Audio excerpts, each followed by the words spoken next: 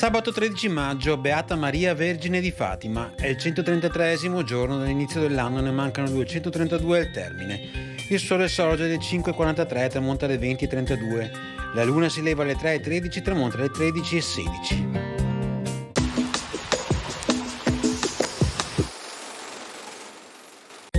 Si inaugura a Padova il primo teatro pubblico intitolato al marchese Pio Enea degli Obizzi, che l'aveva fatto costruire a sue spese. Rimasto sino alla metà del Settecento l'unico teatro della città, fu poi chiamato Teatro dei Concordi dal nome della società che l'aveva acquistato.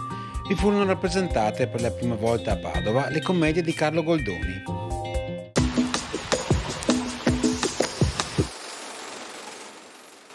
Le previsioni per domani: tempo variabile con schiarite anche significative e addensamenti nuvolosi.